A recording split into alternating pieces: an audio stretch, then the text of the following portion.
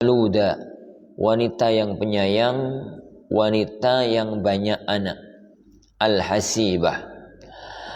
Para jamaah yang dimuliakan Allah Subhanahu wa taala, pembahasan yang kita bahas pada pertemuan kita kali ini adalah tentang kriteria yang perlu dipertimbangkan oleh seorang laki-laki tatkala dia itu mau memilih pasangan hidupnya. Demikian juga dengan kriteria yang perlu dipertimbangkan oleh wali perempuan untuk memilih atau menerima lamaran laki-laki yang melamar putrinya atau adiknya atau siapapun yang dalam perwaliannya. Jadi beliau mengatakan di sini ada dua sisi yang perlu diperhatikan dalam membahas masalah ini. Yang pertama yang dibahas oleh para ulama itu kriteria yang perlu dipertimbangkan. Jadi bukan semuanya wajib ada. Karena kalau semuanya wajib ada, itu berarti wanita itu akan sempurna dan itu mustahil. Karena orang itu kalau mau nikah terus cari wanita yang sempurna, itu ya nggak mungkin ketemu. Dia itu maunya nikah dengan wanita yang agamanya bagus, yang cantik, yang turunannya bagus, yang penyayang, yang anake akeh, yang pinter, ya mati ya dhisik. Bar mati masuk surga itu baru ketemu. Ini selagi masih di dunia cari wanita sempurna itu mustahil. Anggaplah ketemu sampean lamar, ora gelem sing wedok. Sampean ku ya sapa mikir-mikir dhisik. Jadi yang akan dibahas oleh para ulama, itu adalah kriteria yang menjadi pertimbangan. Bahwasanya memilih calon istri pertimbangannya itu adalah ini gitu. Ini dan yang semisalnya. Beliau mengatakan yang pertama, wa yambaghi an yatakhayyara dzatad din. Dan sepatutnya, seyogyanya, seharusnya wanita itu kalau mencari memilih calon istri itu yang menjadi pertimbangan pertama adalah dzatad din, yang agamanya itu bagus. Kenapa? Rasulullah SAW itu mengatakan tungkahul mar'atu li arba. Wanita itu dinikahi biasanya itu karena 4 perkara. Seorang laki-laki itu kalau menikahi perempuan, menikahi wanita biasanya itu karena mempertimbangkan 4 hal ini. 5 liha karena dia kaya. Wa hasabiha karena dia garis keturunannya orang bagus. Yani wa jamaliha dan karena kekayaannya. Wa diniha kadang-kadang karena agamanya. Maka beliau sallallahu alaihi wasallam itu mengatakan fadfar bidzatid din taribat yadah. Maka pilihlah yang beragama yang bagus, wanita yang punya agama, taribat yadaka, maka niscaya engkau nanti akan beruntung. Muttafaqun alaih dalam Bukhari dan Muslim. Mempertimbangkan masalah agama para jamaah yang dimuliakan Allah Subhanahu wa taala itu ada 2 kriteria. Ada pertimbangan wajib, ada pertimbangan yang sunnah. Pertimbangan yang wajib itu adalah wanita itu muslimah atau bukan. Wanita itu muslimah atau bukan. Kalau dia muslimah maka boleh dinikahi. Kalau dia kafir maka tidak boleh untuk dinikahi. Kecuali kalau kafirnya itu kafir ahlul kitab. Kecuali kalau kafirnya itu kafir ahlul kitab. Itu pun dengan syarat dipastikan, diyakinkan seorang laki-laki itu mampu mengendalikan keluarga secara penuh. Jadi klasifikasi kalau kita bahas agama para jamaah sekalian dalam pernikahan itu ada muslimah, ada kafir ahlul kitab, ada kafir non ahlul kitab, kafir paganisme, kafir penyembah berhala. Masalah yang pertama, jika wanita itu muslimah, itu jelas boleh dinikahi. Itu kita bahas kriteria wajib dulu. Kita belum bahas masalah yang lain. Jadi boleh untuk dinikahi. Kalau dia itu wanita muslimah. Yang kedua, kalau dia itu wanita ahlul kitab, wanita Yahudi atau wanita Nasrani, maka dari sisi kajian fikih boleh untuk seorang muslim menikah dengan seorang wanita ahlul kitab dengan syarat sang suami atau laki-laki itu yakin mampu mengendalikan keluarga secara penuh. Dalam arti laki-laki itu tidak mungkin insya Allah tergeret kepada agama istrinya. Bahkan diharapkan nanti istrinya yang akan masuk ke dalam agama Islam. Nanti kalau punya anak dipastikan anak itu akan Yani bisa dibawa kepada agama sang suami dan tidak mungkin untuk ikut agama ibunya. Dan yang semisalnya, maka yang semacam itu menjadi boleh.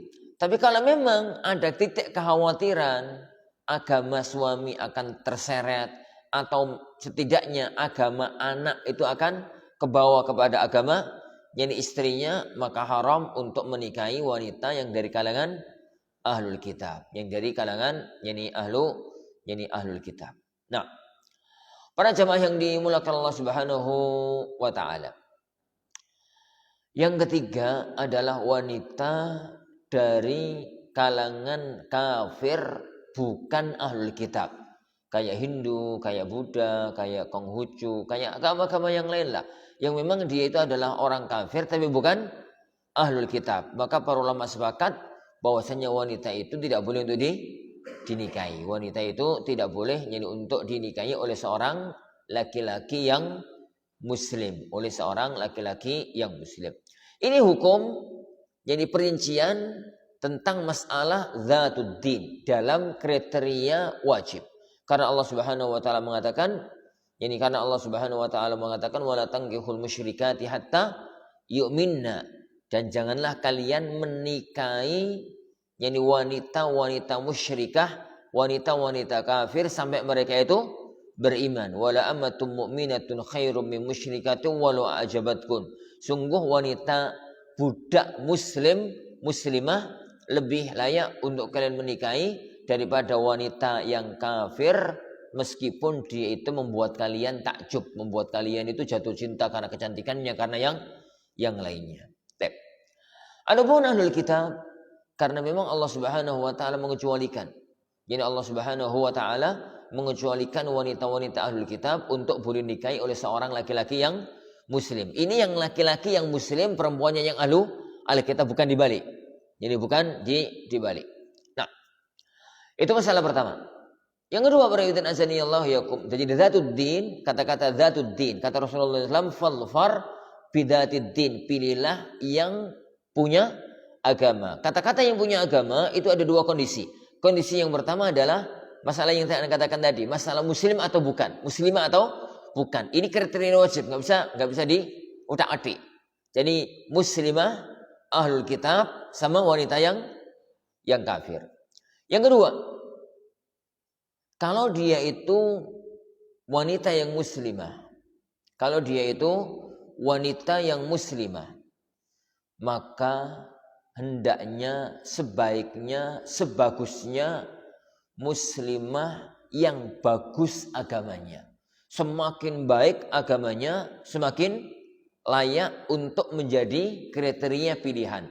Semakin rendah agamanya, maka semakin tidak layak untuk menjadi calon pilihan. Masih muslimah, tapi ada muslimah yang taat, ada muslimah yang kurang taat, ada muslimah yang menjaga hukum-hukum agamanya, ada muslimah yang kurang tahu hukum-hukum agamanya, ada muslimah yang ngerti hukum-hukum agamanya, ada muslimah yang gak ngerti hukum-hukum agamanya. Maka kriteria lanjutan adalah seorang laki-laki hendaknya mempertimbangkan wanita yang bagus agamanya. Dia muslimah dan bagus agamanya, ngerti hukum-hukum agama, ngerti masalah-masalah agama, dan dia mengamalkan apa yang menjadi perintah-perintah Allah dan perintah-perintah Rasulullah sallallahu alaihi wasallam. yang meninggalkan apa yang dilarang oleh Allah, yang dilarang oleh Rasulullah Shallallahu Alaihi Wasallam. Kenapa para jamaah yang dimuliakan Allah Subhanahu Wa Taala? Karena yang harus disadari, tatkala seorang wanita, seorang laki-laki itu memilih seorang istri, yang memilih seorang wanita untuk dijadikan sebagai istrinya, maka harus disadari bahwasanya wanita itu bukan hanya sebagai istrinya, tapi dia itu adalah juga sebagai calon dari ibu dari anak-anaknya. Dia juga akan menjadi salah satu anggota besar keluarga Anda. Jadi ini perlu diperhatikan. Tatkala seorang laki-laki memilih calon istrinya, maka dia harus sadar, dia itu memang istrinya, tapi dia itu juga akan menjadi ibu dari anak-anaknya, dan dia akan menjadi salah satu di antara keluarga besar dia.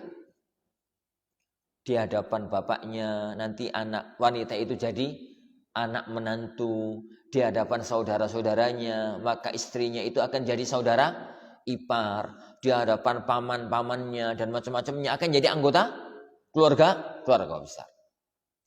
Dan untuk urusan itu bagusnya agama jauh lebih penting dibandingkan sekedar kecantikan. Nek cantik gak cantik itu kan urusannya sampean.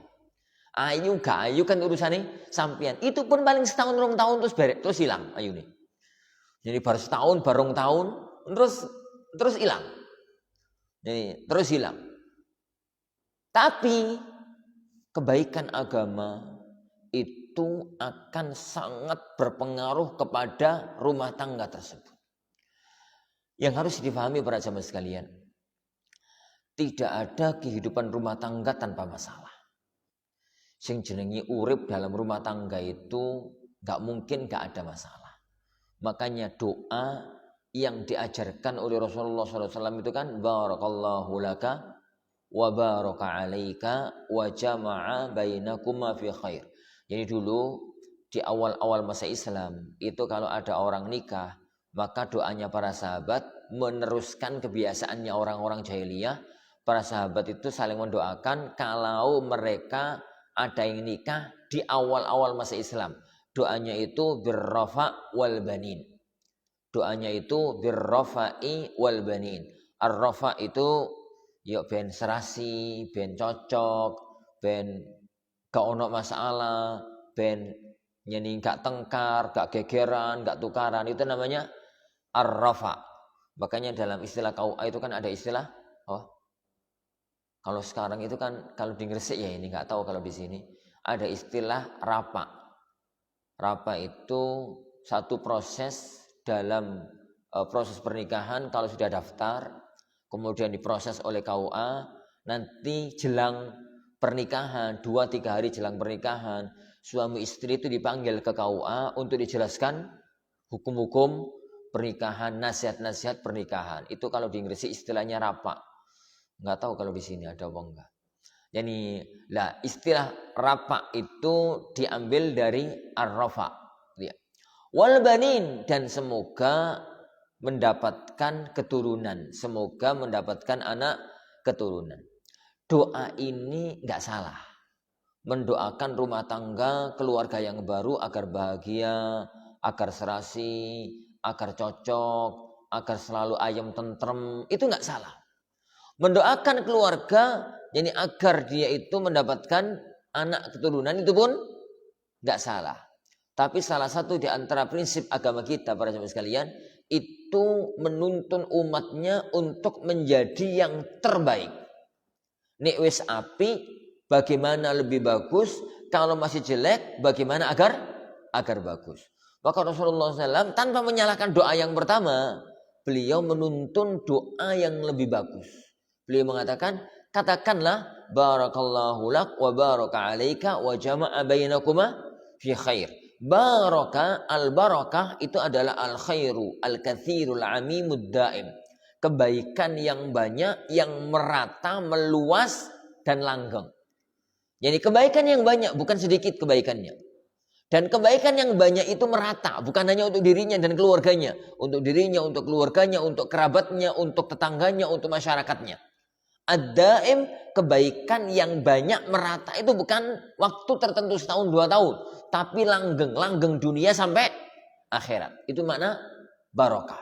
Makanya Rasulullah SAW itu nek doakan apapun itu mesti doanya itu doa barokah. Bocah lahir doanya barokah. Doa orang nikahan doanya barokah. Ini doanya adalah doa barokah. Doakan orang punya anak disertai dengan doa barokah. Doakan orang punya harta benda disertai dengan barokah. Ini doakan orang mantu disertai dengan barokah. Mesti gitu doanya Rasulullah SAW. Karena itu doa utama. Mendoakan agar orang itu mendapatkan al-khairul kathiru al-amimud daim. Kebaikan yang banyak, yang meluas, merata, dan langgeng. Barakallahu lak wa baraka alaik wa jama'a bainakuma fi khair. Semoga Allah memberikan keberkahan kepadamu laka, tatkala kamu senang. Tatkala kamu mendapatkan kenikmatan, tatkala kamu mendapatkan kesenangan. Wa baraka alaik, dan semoga Allah memberikan keberkahan kepadamu tatkala alaik, tatkala kamu mendapatkan kesusahan. Di rumah tangga itu mesti ono laka, mesti ono alaika, itu pasti. Jadi sampean jenengan ya saya wis urip rumah tangga lama. Ada nggak di antara jenengan tuh yang seneng dalam rumah tangga atau susah? Ya ra ono ya kawan. Itu adanya cuma di surga. Namanya rumah tangga itu mesti ono senenge, ya pas seneng, pas tentrem. Ini apa itu ekonomi pas lancar, anak-anak pas sehat, kemudian anak-anak ini pahala kayu api, itu pas laka. Tapi kan ada kondisi-kondisi tertentu itu ya pas tengkar, pas gegeran, pas tukaran. Ini ekonomi pas kondisi sulit. Jadi anak yang mengalami masalah kesehatan, masalah pendidikan, masalah apa. Itu pasti dalam hidup. Makanya ada alaik. Yang didoakan Rasulullah, semoga tatkala kamu susah, keberkahan tetap menyelimuti kamu.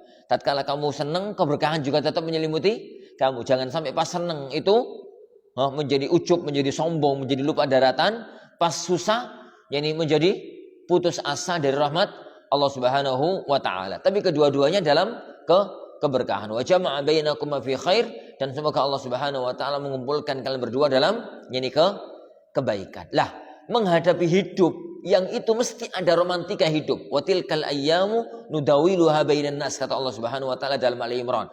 Dan hari-hari itu kami jadikan nudawiluha, kami jadikan berputar. Hidup itu Allah takdirkan, hidup manusia itu Allah takdirkan gak stabil. Allah takdirkan hidup manusia itu watilkal ayyamu nudawiluha bainan nas, dan kami jadikan manusia itu nudawiluha bainan nas, berputar. Kadang-kadang di atas, kadang-kadang di tengah, kadang-kadang di bawah, kadang-kadang senang, kadang-kadang biasa, kadang-kadang susah. Itu hidup. Untuk mampu menjadi bagus, menjadi baik dalam kondisi apapun, yang dibutuhkan itu enggak ayu nih. Yang dibutuhkan itu agama nih. Yang dibutuhkan itu agama nih. Jadi untuk ya kawan, menjadi tetap keluarga itu baik dalam kondisi apapun, maka yang dibutuhkan itu adalah kebagusan agama. Kebagusan agama. Tatkala suaminya ekonominya lancar gitu, yang muncul itu syukur.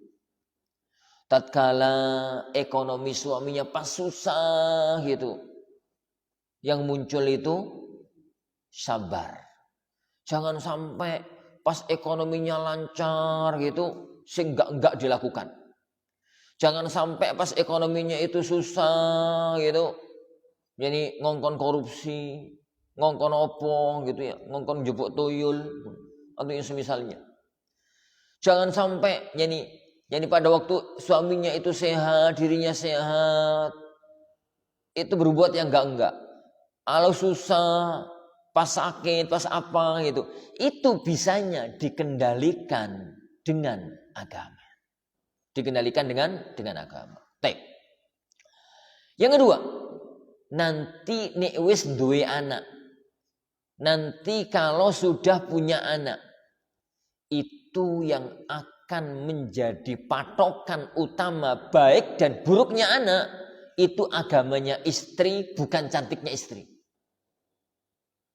Jadi kan anak itu gak butuh dua ibu sing cantik.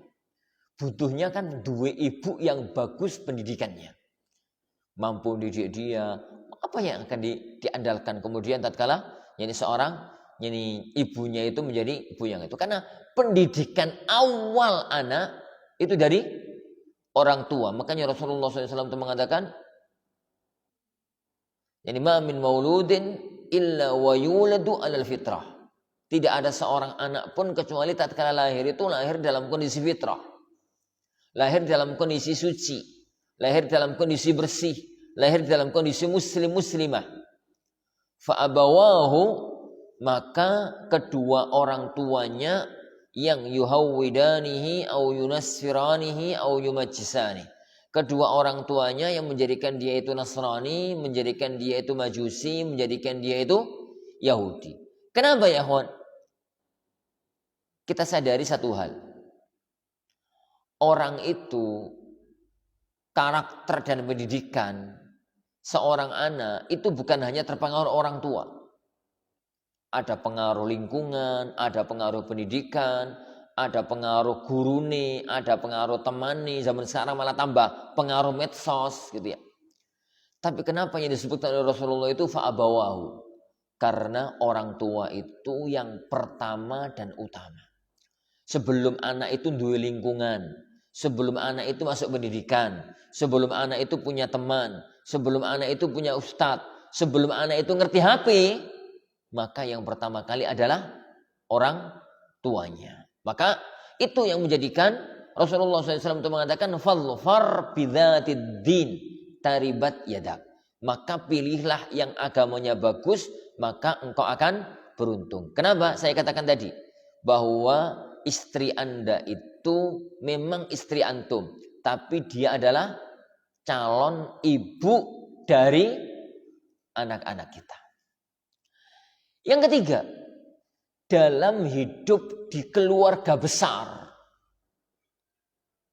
yuk bermuamalah dengan orang tua kita, bermuamalah dengan saudara-saudara kita, bermuamalah dengan kerabat-kerabat kita, itu yang dibutuhkan adalah bagusnya agama.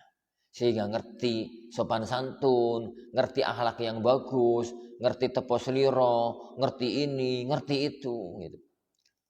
Kalau kemudian jadi istri kita itu cantik gitu ya, tapi akhlaknya buradul gak karu-karuan, itu kira-kira keluarga besar itu seneng napa mboten?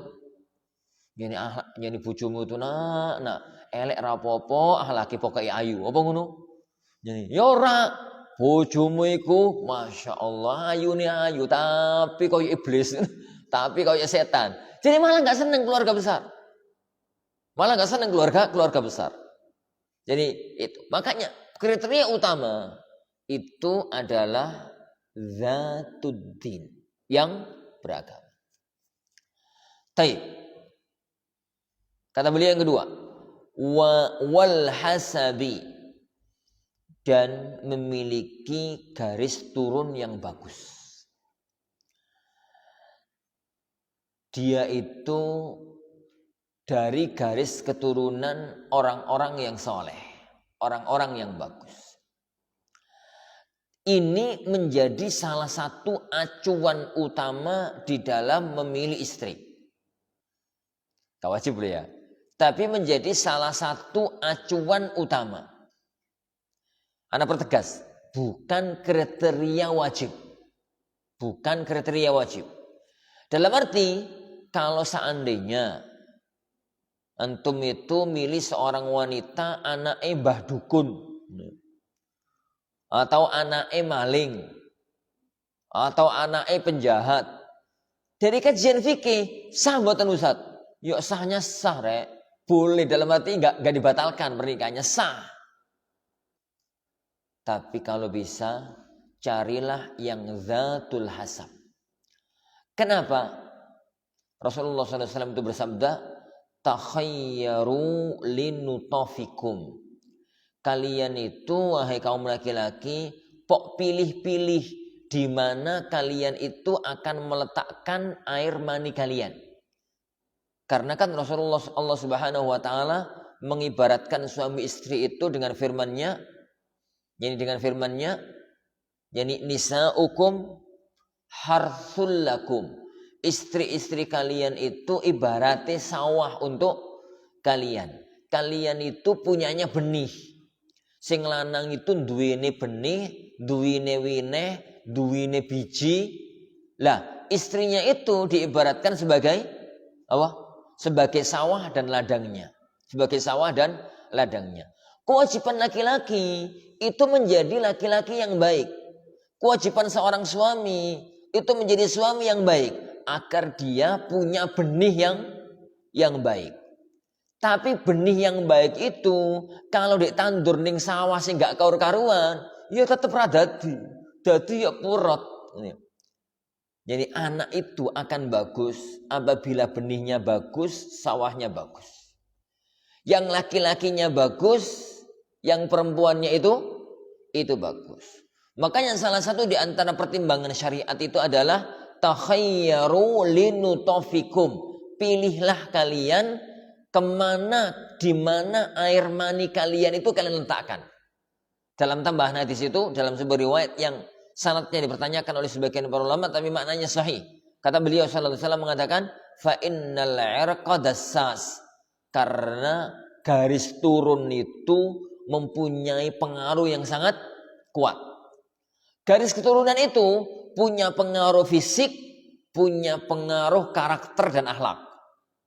Garis keturunan itu punya pengaruh yang kuat dalam fisik. Suatu hari ada seorang laki-laki. Dia itu kulitnya putih. Istrinya kulitnya ya putih. Kulitnya ya putih. Istri ini lahiran, anaknya kulitnya ireng.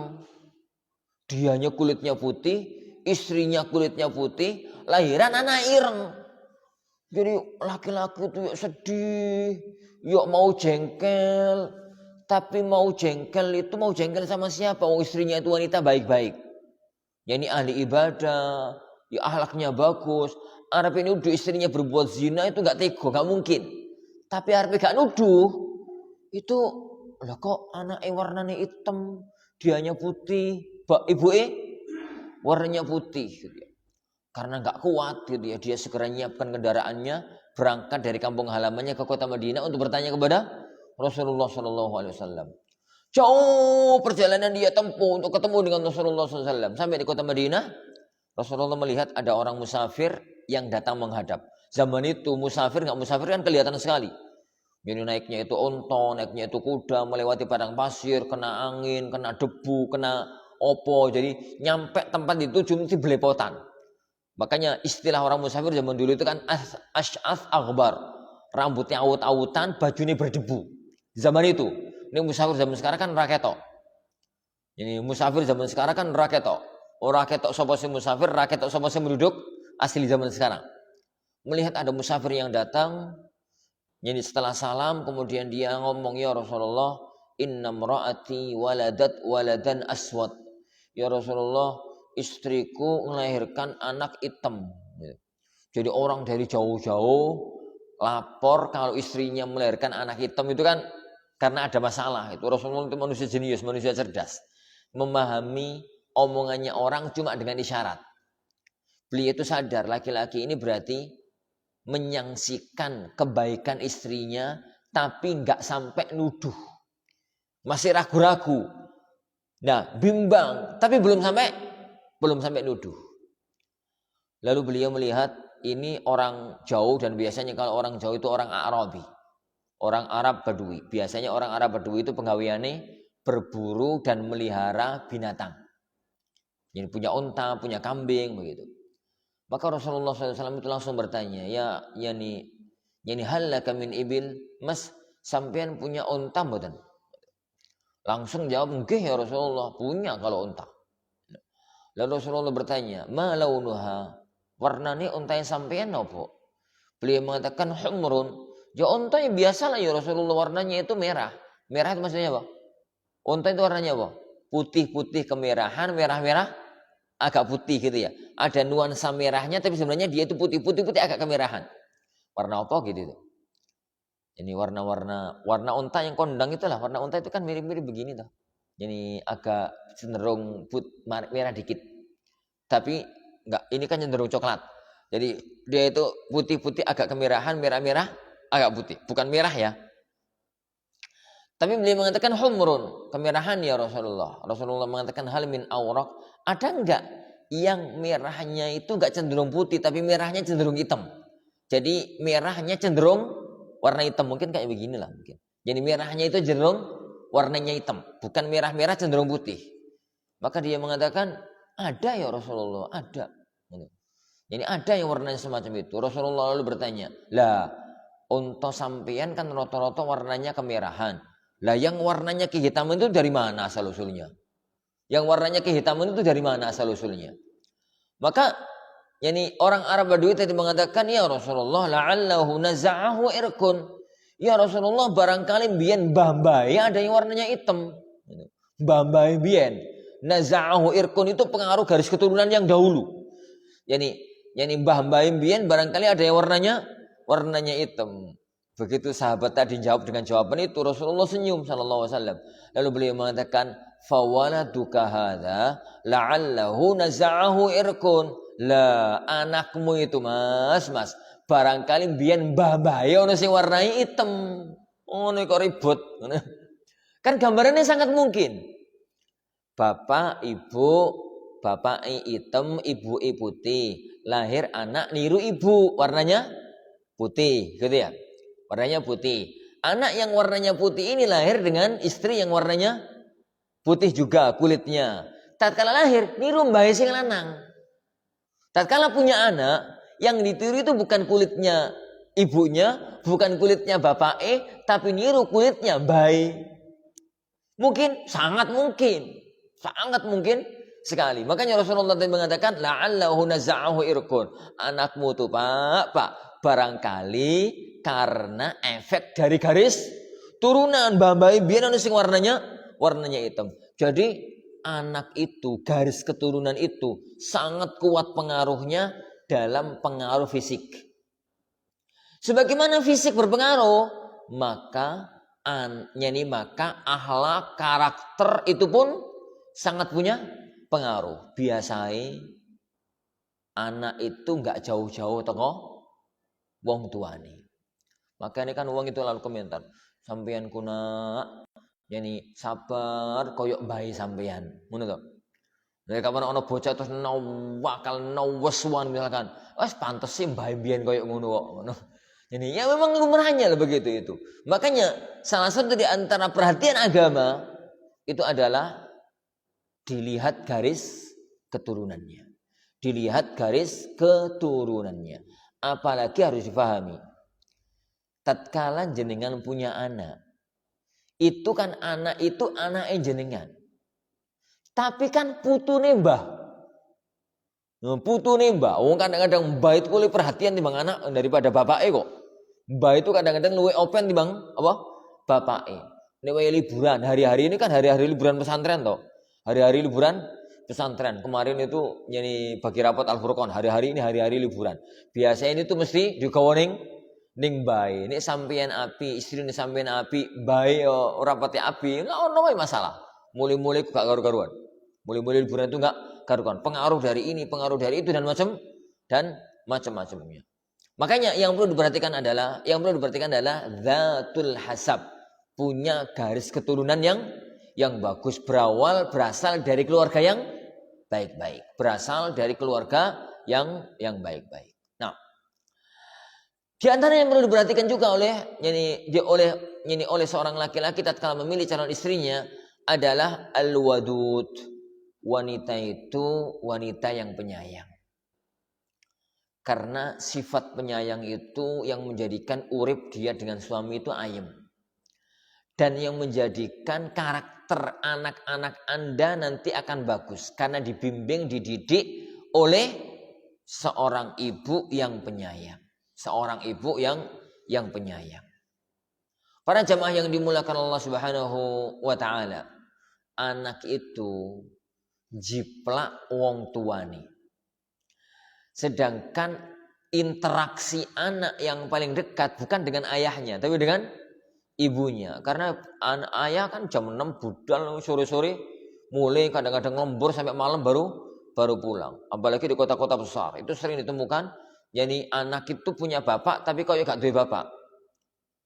Jadi Jakarta, anak lama urip di Jakarta, itu banyak orang-orang itu yang budal ning Jakarta, kerja di Jakarta, padahal dianya itu orang Bogor, orang Depok, orang Opong, sampai sekarang.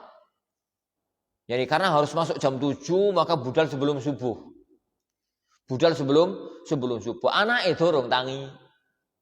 Anak itu belum bangun, mau suruh sebelum subuh udah berangkat. Jadi tadi saya berangkat itu jam 2. Yo di tengah jalan kok iso ana wong dulinan, wis ana wong dodolan, wis ana wong kerja, wis ana wong apa.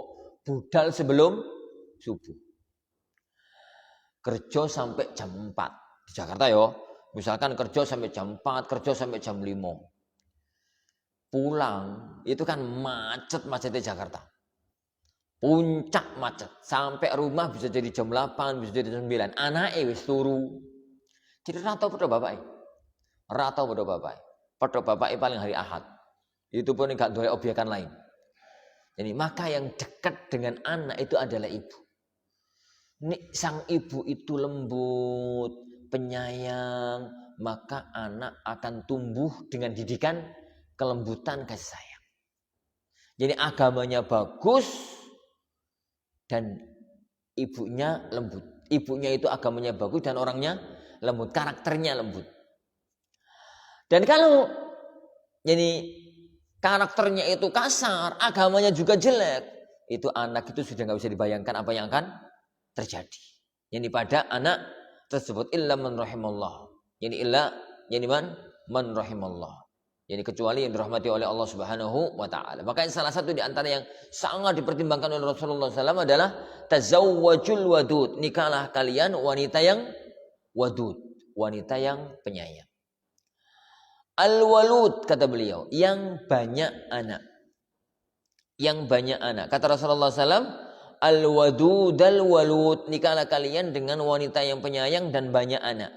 Fa inni mukatsirum bikumul umama yaumal qiyamah. Karena aku akan membanggakan banyaknya jumlah kalian nanti pada hari kiamat. Rasulullah itu bangga, Rasulullah itu senang, nih umatnya itu akeh. Umatnya itu banyak.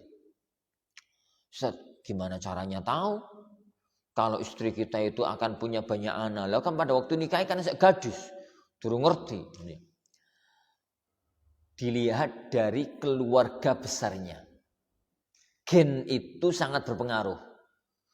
Nek dia itu istri antum itu misalkan anak ke-10 misalkan gitu ya. Atau dulure itu 9 misalkan gitu. Atau dulure 8. Terus jadi apa ya? Jadi sudah punya mbaknya itu udah nikah, anaknya 4, anaknya 5, gitu. Insya Allah wanita yang Anda nikahi nggak jauh-jauh dari itu, nggak jauh-jauh dari itu. Secara umum, ya ada aja yang nggak semacam itu, ya ada aja yang nggak, yang semacam itu. Tapi secara umum itu semacam itu. Itu walud. Itu adalah walud. Jadi orang yang diprediksi akan memiliki banyak keturunan. Gak enak saat anaknya akeh ngono ya. Sing gak enak apa nih?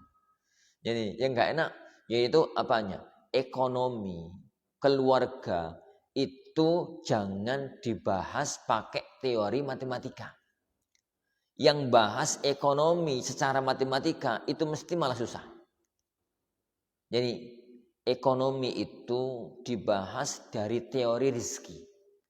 Dan teori rizki itu adalah firman Allah Subhanahu wa taala, "Wa ma min dabbatin fil ard illa 'alallahi rizquha." Tidak ada satupun makhluk yang di muka bumi ini kecuali rizkinya itu ditanggung oleh Allah Subhanahu wa taala. Jadi bahas masalah ekonomi keluarga para jamaah sekalian, itu jangan dibahas dari teori matematika, malah susah. Malah nggak cukup, gitu. Malah nggak cukup. Kalau dibahas begini, Aku kerjaku di kantor, di perusahaan, di pabrik. Gaji UMR atau lebih tinggi dikit. Aku sekarang sek bujangan. Nanti kalau aku nikah berarti gajiku dipakai hidup berdua. Kemarin dipakai sendirian itu cukup karena 4 juta. UMR-nya pasuran biro. UMR yang Gresik 3.900.000. Kalau di sini? Hah? 43. Masa lebih tinggi daripada Gresik? Hah? Wong Surabaya aja cuma 4,2. Hah? Ya wis ora apa-apa lah, anggaplah 4 juta wis manut. Mana? Ini anggaplah 4 juta. Dia hidup dengan uang 4 juta sendirian cukup. Kalau nikah mikirnya itu nikah berarti dipakai untuk hidup berdua, masih cukup lah. Duwe anak 1 masih bisa. Lah kalau anakku 2, piye cuma 4 juta, nanti kalau naik-naik tingkat ini pabrik paling 5 juta, 6 juta. Wis anaknya 1 aja lah. Gitu nggak mungkin kalau anaknya nambah. Itu karena bahas rizki ekonomi keluarga dengan teori matematika. 4 juta dipakai orang 1 utuh, dipakai orang 2 berarti 2 jutaan, dipakai orang 3 berarti 1,5 jutaan. Ngono ya? Dipakai uang 4 1 jutaan, dipakai uang 5 800-an. Itu kan teorinya matematika. Dengan teori pembagian. Dan dengan teori itu mesti nggak cukup. Karena rizki itu nek kapan dihitung-hitung, Allah jadi ngitung-hitung. Jadi teorinya rizki itu kan, kalau orang hitung-hitung rizki, Allah itu jadi juga hitung-hitungan memberikan rizki. Suatu hari Aisyah itu sempat heran. Dia itu punya beras lah kalau bahasa kita, gandum gitu ya. Bendino itu diambil gawe masak, diambil gawe masak. Wis suwi gitu. Gandum itu gak entek. Karena gak entek, beliau itu heran. Kok gak entek ya? Akhirnya dihitung sama beliau. Dihitung lengkap, ditakeri gitu ya. 1, 2, 3, 4, 5, 6, 7. Oh alah 10 liter. Sehari misalkan habis setengah liter. Berarti ya memang hanya untuk 20 hari. Tepat 20 hari gandum entek. Ini. Aisyah jadi bingung mikirin. Kenapa yang kemarin itu gak entek? Begitu dilaporkan sama Rasulullah SAW. Rasulullah mengatakan salamu dewi kami hitung. Salamu dewe kami hitung.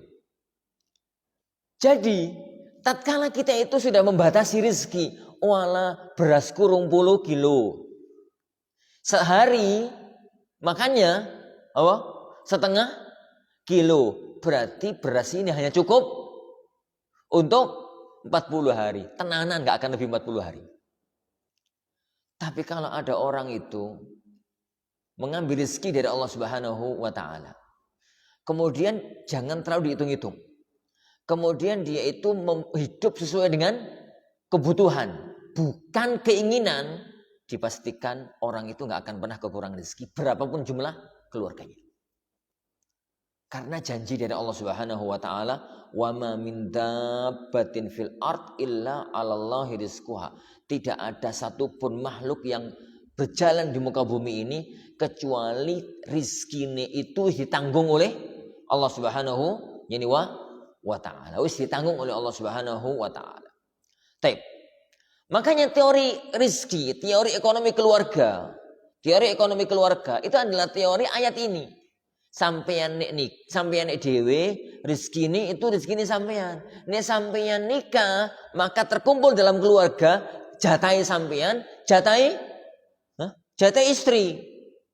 Meskipun lewat antum. Jadi kan kemarin pada waktu sek bujangan, itu jatah rezeki, jatah jenengan dewe. Nek sudah punya istri, rezeki ini sampeyan itu rezeki ini jenengan karo rezeki ini istri lewat antum.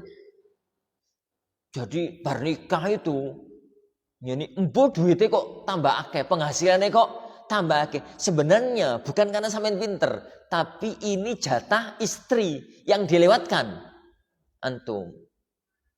Dua anak siji, anak itu juga punya jatah rezeki, tapi lewat. Lewat apa? Lewat orang tua nih, wah anak seumur 1 tahun, seumur 1 bulan, seumur 2 bulan. Anak itu kan punya jatah rezeki.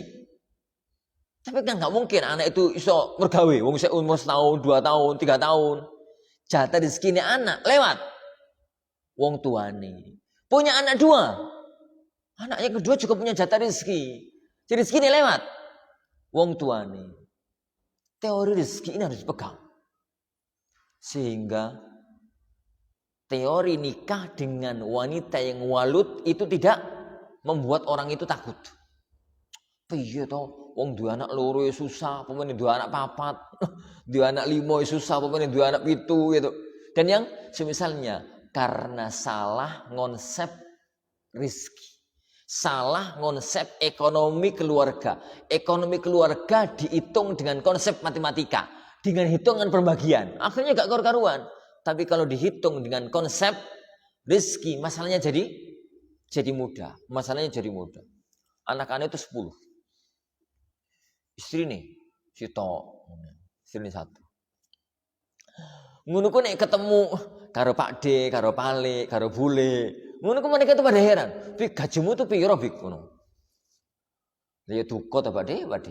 Coba usah takon gaji. Isin. Bakas gaji itu isin ngono. Gajimu tuh piro pik? 30 juta tuh. Ngono. Ya bangkrut pondoke ngono. Bubar kok pondoke gajiku 30 juta ngono. Ya kokot pondoke ngono. Ini. Lah kok iso lho Bik? Pak D anake loro. Nyekolano mondone anak loro ku Masya Allah susai. Wis sampai ngedol sawah. Lah sampean itu anake 10. Anak si nomor 1 mondok ini dibikul. Teng Jogja. Di Hamalatul Quran wis lulus sekarang. Anak nomor loro. Teng Sragen.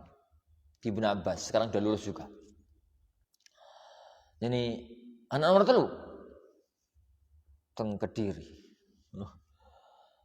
Anak nomor 4 teng Tulungagung. Anak nomor 5, nomor 5 saya SD Pak De ngono. Lho, mondono bocah 4. Lah kok iso cukup ngono. Gajimu piro to ngono? Gak ngerti Pak De. Jangankan sampean aku dhewe ya heran kok ngono. Aku dhewe heran. Teori ini apa, Bik? Karena jenengan ngitung rezeki pakai matematika. Aku ngitung rezeki pakai penjumlahan. Jenengan itu ngatur ekonomi keluarga pakai pembagian. Kalau saya pakai penjumlahan. Pakai penjumlahan apa ya? Kalau saya itu ngene Pak De. Jadi ini aku sek bujang biyen rezeki ini itu rezekiku dewe. Pada waktu aku nikah ketambahan rezeki ini istri. Nek duwe anak 1 ketambahan rezeki ini anak. Nek duwe anak 3 ketambahan rezeki ini 3 orang anak. Jadi teori saya kalau bahas ekonomi keluarga itu teori penjumlahan. Jadi tambah anak, tambah rezeki, tambah bojo, tambah rezeki. Ini sampean wani, tambah rezeki. Susahin jenengan itu ngatur rezeki itu pakai teori pembagian. Wingi jadi jatah apa ya? Gajine 5 juta. Nek anake 1 cukup, anake loro isek cukup, anake 3 wis gak cukup. Itu kan pembagian. Teori membagi syar'i itu yang masalah. Teori membagi rezeki dengan teori mana itu yang masalah. Pegang firman Allah Subhanahu wa taala, "Wa ma min dabbatin fil ard illa 'alallahi rizquha." Tidak ada satupun makhluk di muka bumi ini kecuali jatah rezeki ini itu Allah tanggung. Tapi ingat, ini kapan nom protes, buktinya aku gak cukup, Bik. Ngono ya. Sebagian bule, sebagian palik itu, ini protes aneh-aneh. Yo, buktinya aku gak cukup. Sing gara-gara gak cukup balik itu karena sampean nuruti keinginan. Yang Allah jamin itu kebutuhan. Kenapa? keinginan manusia itu tidak bisa dicukupi. Rasulullah SAW itu nanti pernah buat garis katanya di tanah kan, Rasulullah garis seret kotak gitu. Terus Rasulullah itu garis dari bawah sini, garis di tengah, lurus ke atas sampai tembus ini ke sini. Jadi garis yang di tengah itu lurus ke atas sampai tembus yang di sana. Lalu beliau mengatakan kotak ini adalah batas kemampuan manusia. Garis yang di tengah yang sampai tembus itu keinginan manusia. Beliau ingin mengatakan manusia itu punya keinginan yang mesti nembus garis kemampuan. Wong itu kan pengennya gini. Tapi dia itu nggak sadar kalau dia dibatasi dengan umur, dibatasi dengan kemampuan, dibatasi dengan kesehatan, dibatasi dengan waktu, dibatasi dengan ini, dibatasi dengan ini. Tapi keinginan ini mesti nembus. Sampean itu kalau arepe ono wong mati sampean coba takun. Pak, nek jenengan dalam kondisi kayak gini masih ada nggak keinginan hidup yang belum tercapai? Mesti jawabannya ada. Ada keinginan hidup yang belum tercapai. Nggak mungkin orang itu meninggal dunia dalam kondisi semua harapan hidupnya tercapai. Bicara rezeki, ini orang itu nuruti pengen, gak pernah cukup. Lawang manusia itu punya sifat namanya tamak. Punya sifat namanya tamak. Tamak itu duwe kepingin luweh. Duwe api kepingin luweh api. Wis duwe banyak kepingin lebih banyak. Makanya kan Allah mengatakan alhaakumut takatsur. At-takatsur jadi melalaikan kamu takatsur. Takatsur itu kenapa Allah tidak mengatakan alhaakum katsratul mal. Yang melalaikan kalian itu banyaknya harta, enggak begitu. Takatsur itu wis duwe akeh, sudah punya banyak, kepingin lebih banyak. Itu namanya takatsur. Rasulullah pernah menggambarkan lau kana libni adama wadiyan min dhahab labtagha wadiyan thalitha.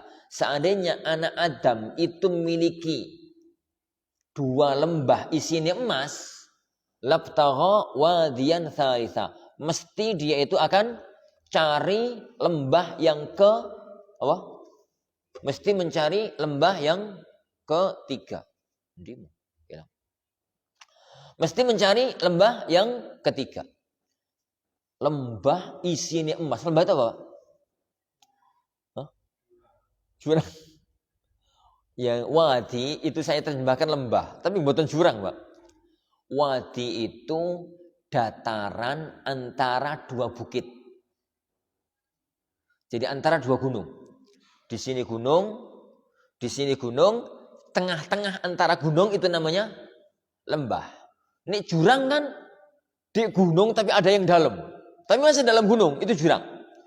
Lembah. Jadi lembah itu yo satu kota Mekah itu satu lembah.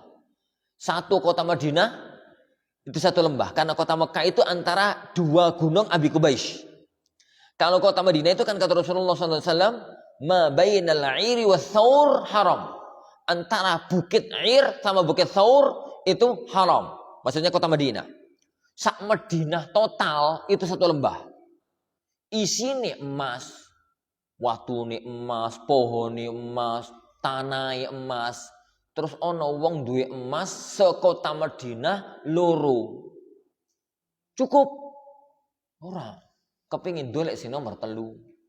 Duwe 3, cukup? Ora. Kepingin dolek si nomor 4. Karena manusia itu punya manusia sifat namanya tamak.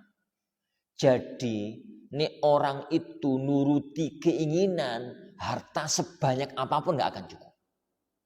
Tapi nih orang itu yang dia turuti kebutuhan, rezeki yang Allah jatahkan sedikit apapun mesti cukup.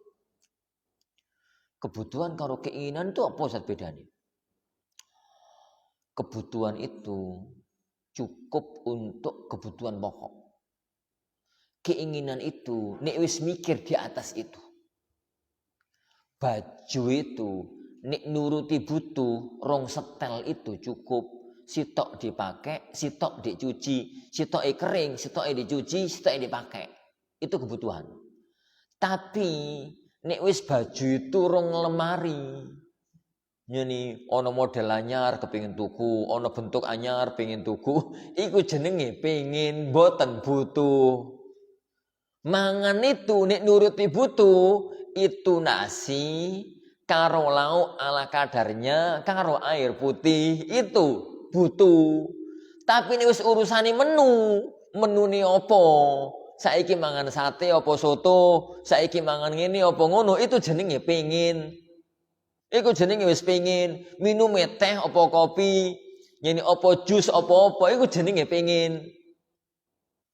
Ini HP ku nek butuh sekedar iso gawe WA-an karo gawe teleponan tok iku nuruti butuh. Itu paling HP kelas-kelas 300.000 cukup karo kuota ya 44 giga ya cukup ngono ya. Tapi ini wis HP itu harus nyeni kamerane berapa piksel, nek wis harus rame koyo ngene, nek wis harus koyo ngono, iku jenenge keinginan. Lah Allah itu gak jamin keinginan. Yang Allah jamin itu kebutuhan. Makanya ini uang itu nuruti pengin, jangan salahkan Allah ini gak cukup. Tapi ini kepingin cukup, teori ini turuti kebutuhan.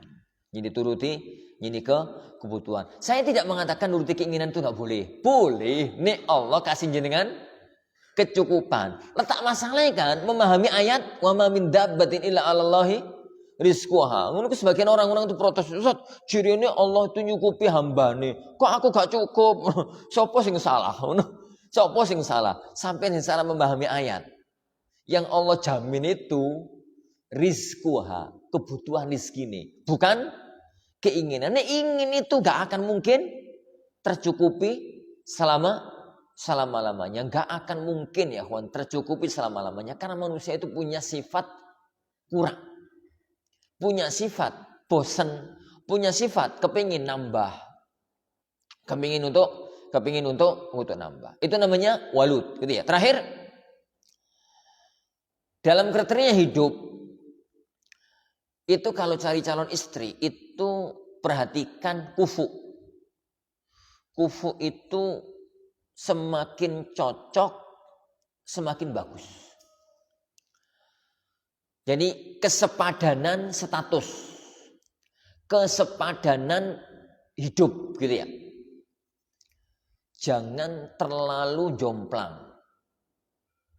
Itu kriteria yang sunnah, bukan wajib ya. Kenapa para jamaah yang dimuliakan Allah Subhanahu wa taala? Enggak haram kalau seorang yang miskin nikah dengan konglomerat, itu enggak haram. Tapi akan ada masalah hidup. Pertama,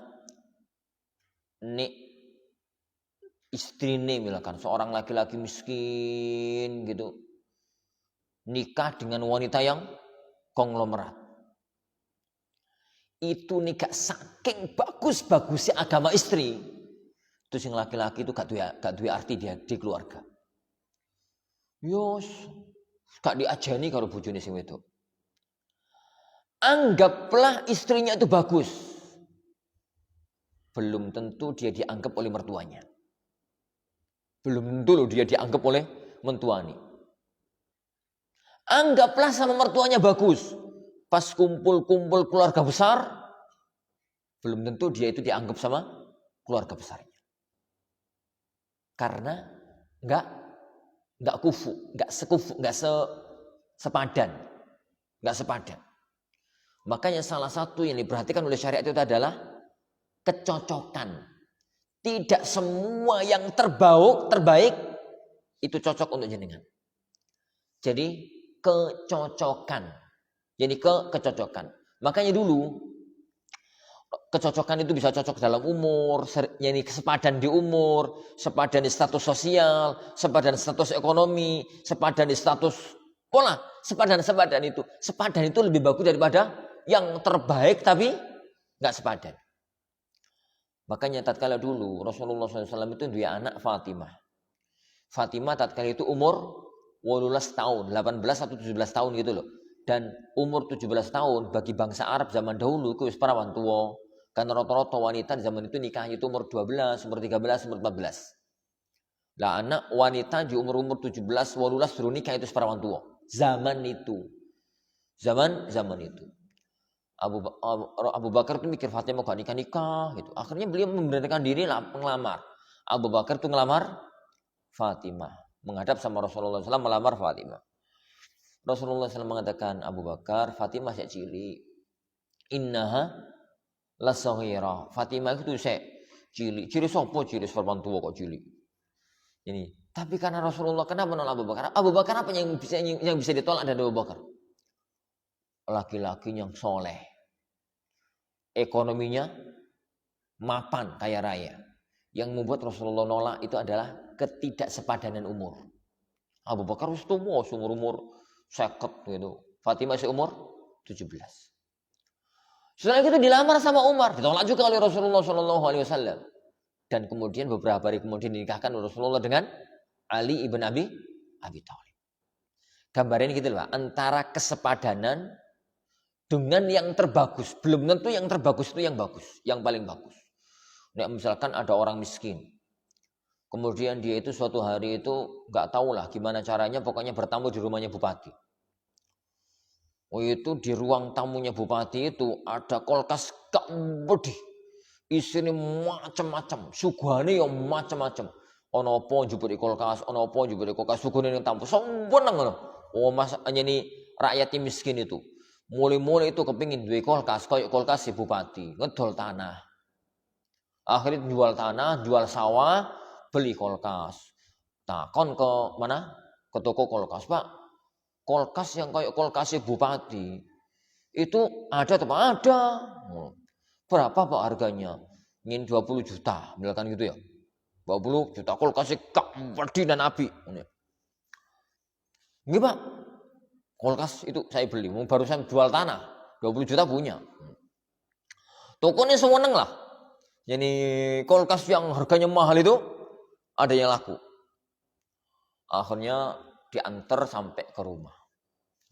Sampai di rumah, masukkan omai repot. Omai cilik wong miskin kok.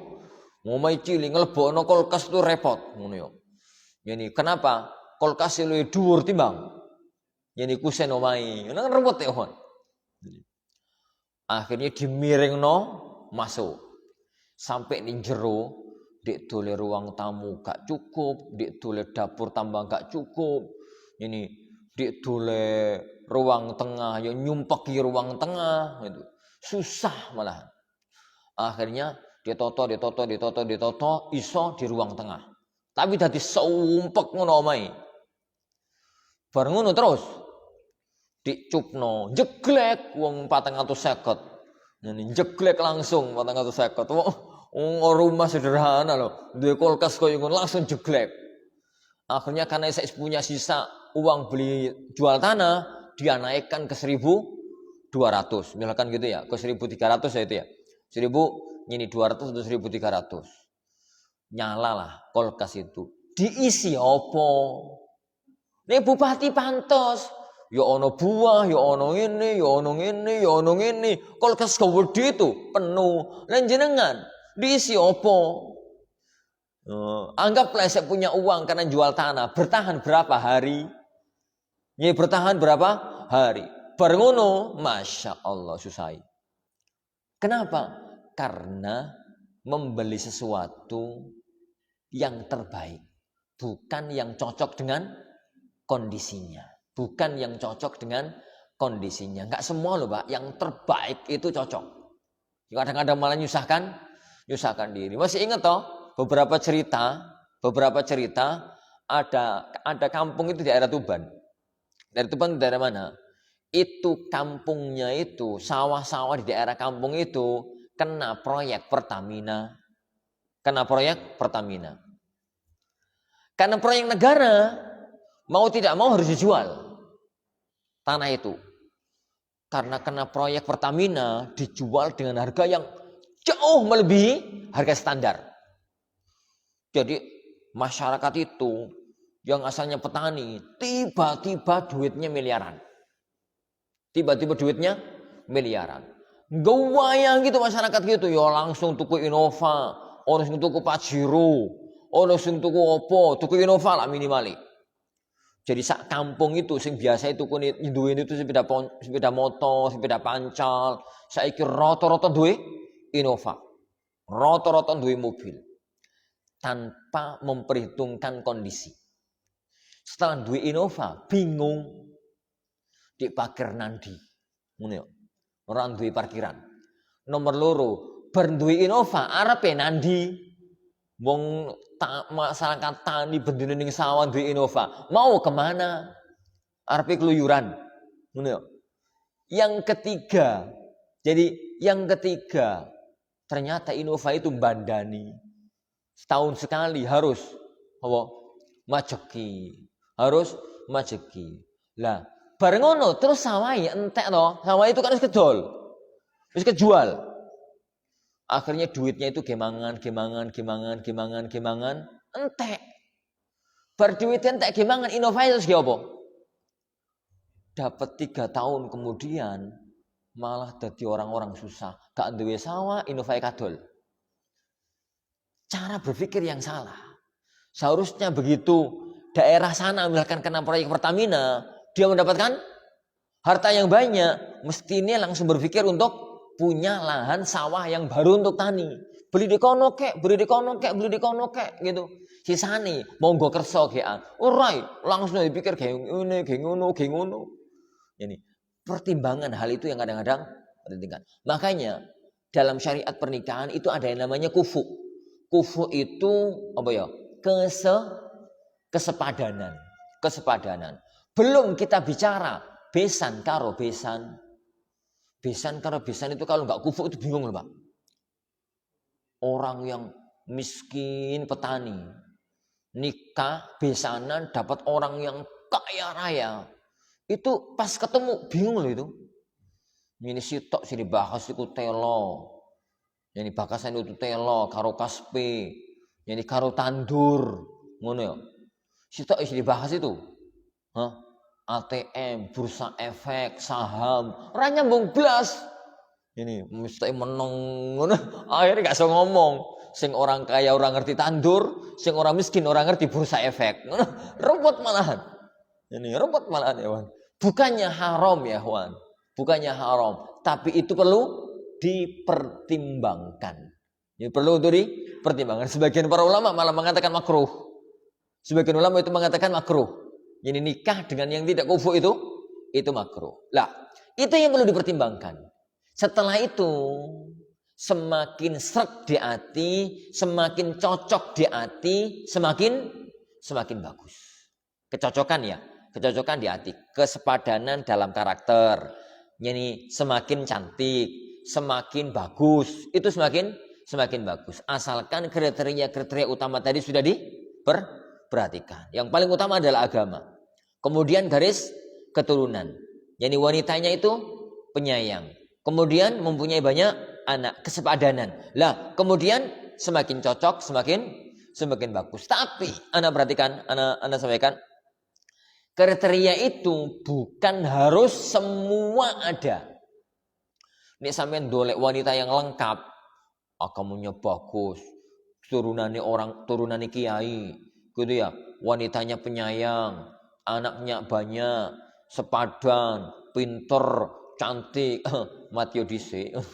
Jadi mati dulu. Nanti di surga baru ketemu yang semacam, baru ketemu yang semacam itu.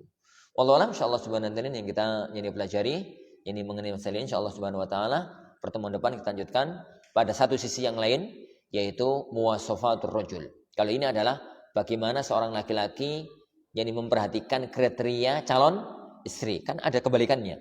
Bagaimana orang tua punya anak perempuan waktunya nikah memperhatikan calon suami dari anaknya, calon suami dari anaknya. Wallahu a'lam, sebelum saya tutup majelis, barangkali ada yang mau didiskusikan, monggo barakallahu fikum. Nah.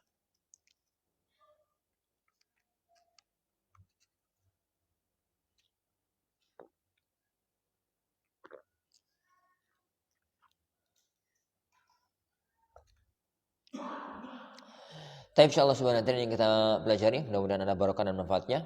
Kita akhiri majelis kita. Subhanakallahumma wa bihamdika asyhadu an la ilaha illa anta astaghfiruka wa atubu ilaik. Sallallahu wasallam wa baraka Muhammad. Assalamualaikum warahmatullahi wabarakatuh.